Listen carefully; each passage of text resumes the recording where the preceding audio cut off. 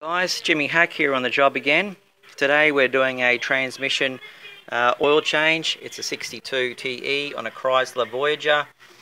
In America they're known as the Grand Caravan or a Dodge Caravan. This is the oil I use. Penrite, full synthetic. This is the back of the label, Chrysler. Mentions ATF4. Filter. It's a TXF-62000. Now they've got a dipstick oil checking tool. It's a custom dipstick. Has temperature markings on it. Now if you don't have this, it's not the end of the world. Clean off your oil dipstick that you use in the engine, do a dip on it, and use that as your reference when you fill it back up. Just make sure that you haven't lost any oil. If you've lost oil or someone's overfilled it, well, you won't know, but I'll show you what the expected values are when we do a dip. Now, the dipstick is very hard to get to. It's in a real shit of a spot. I actually take off the ECU here.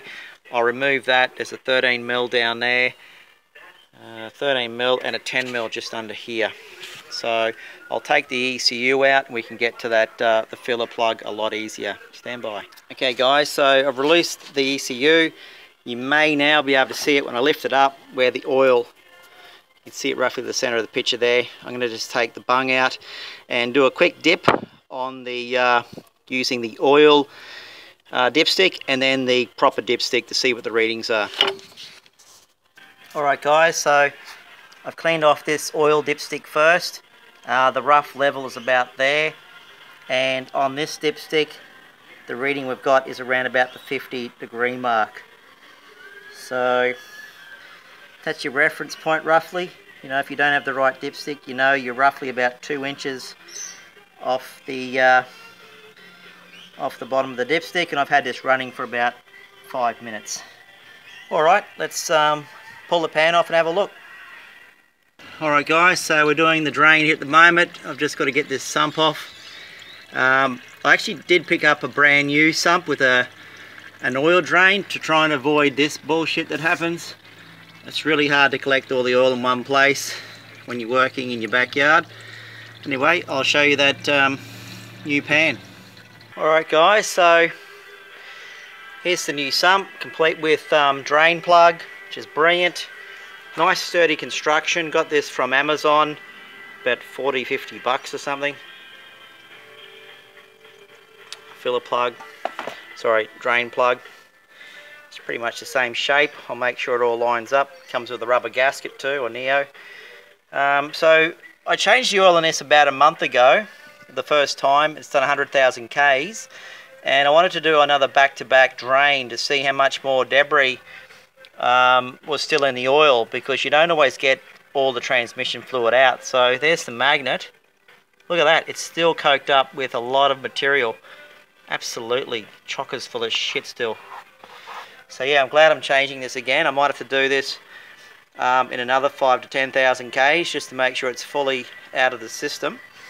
So that can get in your oil cooler and bugger up your oil cooler. So it's a good idea to change that as well, or put a secondary one on. Alright, let's get this this magnet into the new pan and bolt her up, put the fresh oil in. Alright guys, there's also a new seal that you've got to put in. That was quite difficult getting it out. Just to make sure you don't score the bore that it's sitting in. It's steel with rubber. I've just got a 22mm socket I'm going to use to drive it in, and I hope that works out well, but you could probably use the proper tool there. I've got them somewhere, I just can't find them, so I'll knock this in now. Okay, we've successfully knocked in the seal, just using a socket. A bit dark. Anyway, that's been knocked in. Time to put the new pan on. That's pretty well drained. Put the new seal on.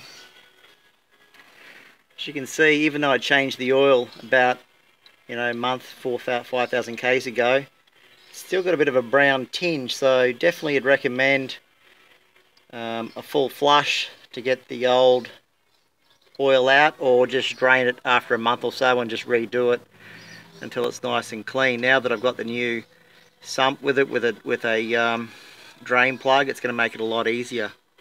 Alright, let's get it on and fill her up. Don't forget to put your new filter on as well, and it's got a set of Allen type heads on it. I think they're a 5mm. Alright, the new sump's on. Gotta say I'm very impressed with the fit. All the holes lined up really well. It's now a case of, does it leak? I'll put some oil in it and we'll see. Okay guys, we're finished here for the day.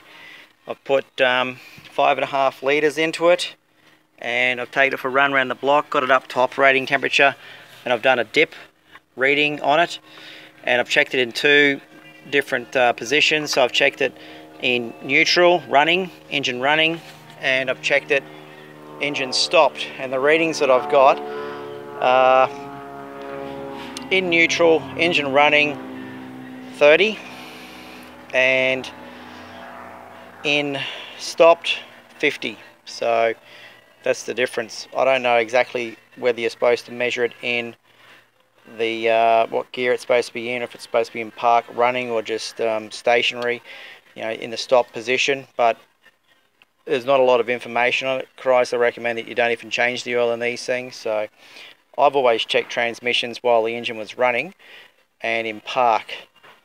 Some people check it while it's in drive. It's really up to you guys what you find out. But this is what I'm reporting on that I've done. I've taken the car for a